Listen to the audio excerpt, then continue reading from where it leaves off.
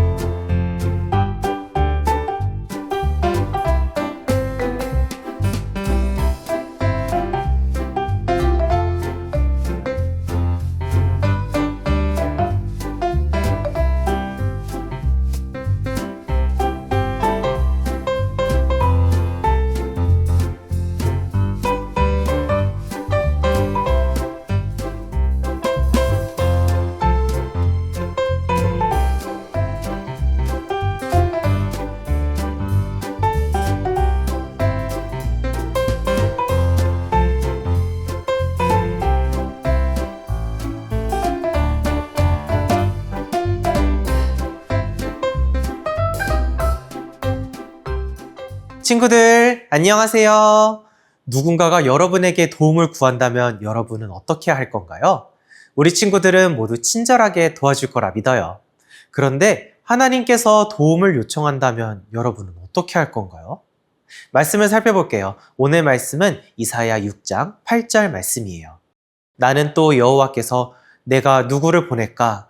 누가 우리를 위해서 갈 것인가? 하고 말씀하시는 소리를 듣고 내가 가겠습니다. 나를 보내소서 하고 대답하였다. 아멘. 하나님께서는 이사야를 찾아가셔서 부르셨어요. 왜 하나님께서는 이사야를 부르셨는지 말씀을 통해 알아보도록 해요. 함께 말씀 속으로 렛츠 고! 하나님은 엘리사를 통해 이스라엘의 예후 장군을 왕으로 세우셨어. 하나님이 세운 왕이니 하나님 뜻대로 하겠지. 왕이 된 예후는 요람과 그의 어머니 이세벨을 죽였어. 우상을 섬기는 이세벨을 죽여라. 엘리야가 아합에게 한 예언이 이루어졌어. 또 예후는 바알 제사장들을 모이게 한 뒤 모두 죽여버렸어. 바알 숭배자들을 죽여라. 뭐야, 바알 집회라며? 쏘았다. 하지만 예후도 하나님을 온전히 믿지 못했고 이후에 북이스라엘 왕들은 하나님을 완전히 떠났어. 결국 멸망이구나. 한편 남유다는 종교 개혁을 하는 등 하나님을 섬기기 위해 노력했어. 우린 종교 개혁을 했던 왕들이야. 하지만 남유다도 우상 숭배를 완전히 버리지 못해 하나님을 슬프게 했지. 하나님은 이사야 선지자를 부르셨어. 그리고 그를 통해 남유다에게 경고하셨어. 너는 가서 이 백성에게 이르기를 너희가 듣기는 들어도 깨닫지 못할 것이요 보기는 보아도 알지 못하리라 하라. 사람들을 멀리 옮겨 이 땅 가운데 황폐한 곳이 많아지리라. 유다는 하나님께 죄를 지어 심판받게 될 것입니다. 유다의 죄는 세 가지입니다. 첫째, 우상을 섬기는 이방인들과 교류했습니다. 가나안의 신상 우상입니다요. 오, 신상? 둘째, 경제력과 군사력만 믿고 교만해졌고. 돈이면 뭐든지 살 수 있다고. 전쟁에서 이기려면 힘을 키워야지. 셋째, 당신들은 우상을 숭배했습니다. 신은 다 섬길 거야. 왕은 하나님보다 아수르를 더 믿고 있어. 아수르가 처절한 고통을 줄 것이요. 웃기네. 아수르가 우릴 지켜줄 거야. 유다 왕은 나의 말을 듣지 않았어.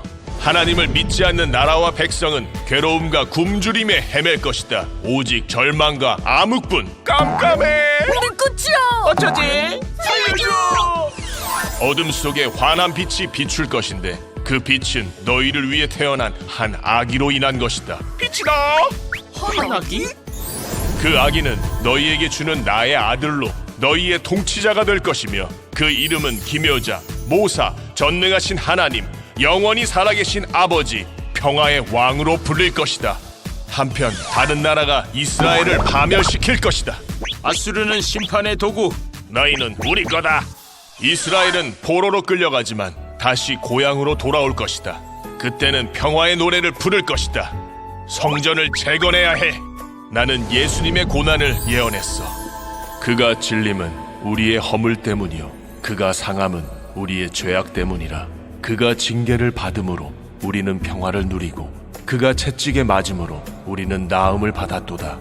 그리고 구원받는 백성의 축복과 영광을 이야기했지. 우리의 구원은 보상이 아니라 하나님의 은혜란다. 예루살렘 성에는 죄가 가득했어요.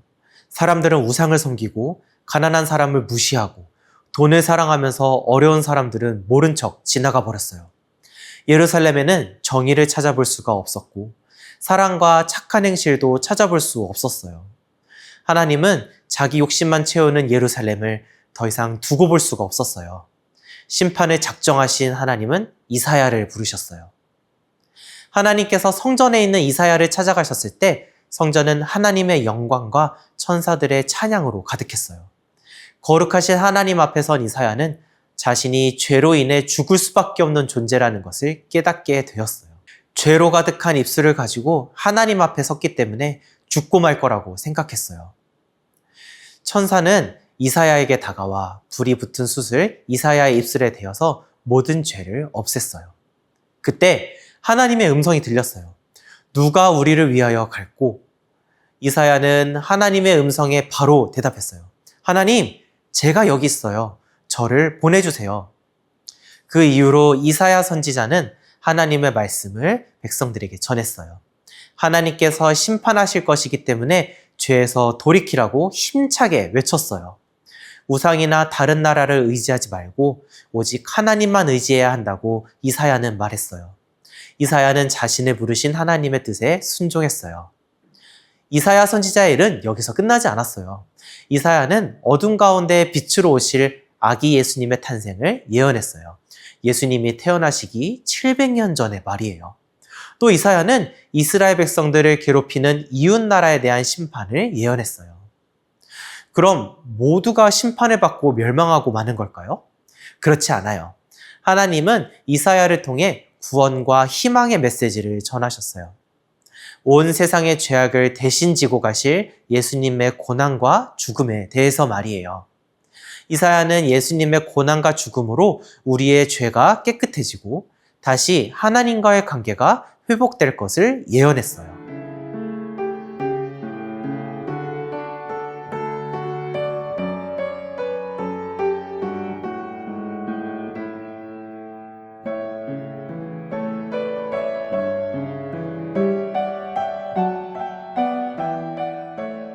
거룩하신 하나님은 죄로 가득한 하나님의 백성과 여러 나라들을 심판할 수밖에 없었어요.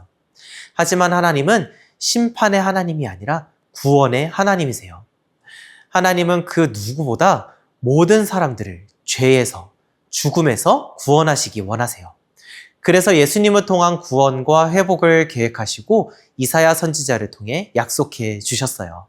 이사야를 부르신 하나님께서 지금 이 시간 여러분을 부르고 계세요. 하나님이 부르실 때 제가 여기 있습니다. 저를 보내주세요. 대답하길 바래요. 그리고 이사야처럼 하나님의 마음과 은혜를 전하기를 축복합니다. 함께 기도하겠습니다. 하나님, 이사야를 부르시고 세상을 향한 구원과 희망의 말씀을 나에게 들려주시니 감사합니다.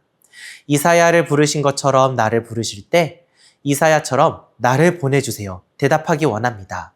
하나님의 마음과 사랑을 전할 수 있도록 우리를 보내주세요. 우리를 구원하신 예수님을 온 세상에 기쁘게 전하는 제가 되게 해주세요. 예수님 이름으로 기도합니다. 아멘.